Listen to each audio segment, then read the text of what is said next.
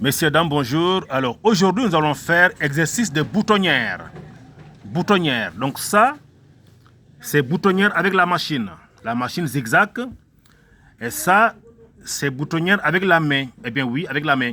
C'est fait, c'est du fait main. Il y a beaucoup de grands maîtres couturiers.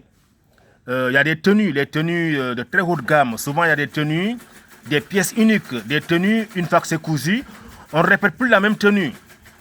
Des tenues haute couture souvent. Il y a beaucoup de parties où c'est cousu à la main, y compris les boutonnières. Les boutonnières, la main, c'est comme ça. Voilà.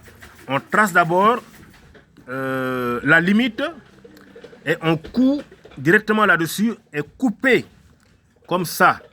Ça, j'ai tracé la limite et j'ai cousu avec la machine simple et j'ai coupé. Maintenant, je vais faire les boutonnières à la main et vous allez voir. Ça peut vous servir, on ne sait jamais, ça peut servir.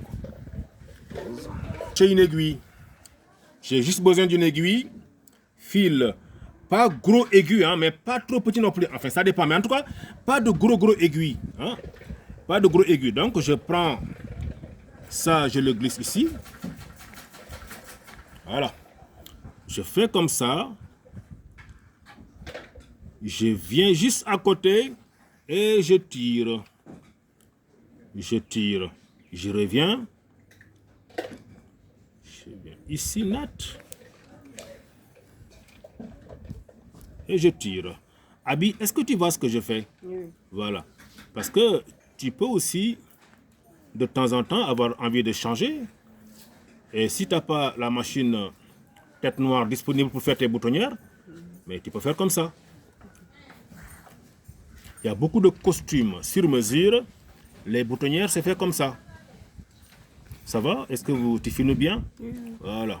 On fait comme ça. Ça, même non, il fait un temps où même nos mamans maîtrisaient ça. Hein. Je ne sais pas ici, mais chez nous, nos mamans, nos grands-parents, les cadeaux de mariage, là, il y avait toujours une machine dedans. Il y avait toujours une machine. Machine, montre, des trucs comme ça. Donc, il y a des petits boulots là. Hein, elles savaient bricoler avec la machine. Voilà, tu vois? Quand tu fais comme ça, ça peut même être plus joli que ça. Si tu as petite aiguille et que tu as le temps vraiment de... Là, c'est juste vous montrer le chemin, vous montrer comment il faut faire. Sinon, si je prends le temps, ça peut être plus serré et plus joli. Je vais faire comme ça. C'est tout, c'est pas compliqué, pas compliqué. Et là même, ça dure plus parce que souvent, quand tu fais avec la machine, tu prends ta lame pour couper.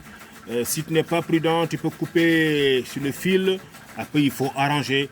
Alors que ça, c'est déjà coupé. C'est déjà coupé. Donc, je fais comme ça. Voilà, je fais comme ça. Voilà. Maintenant, je suis en train de tourner prudemment. Pause.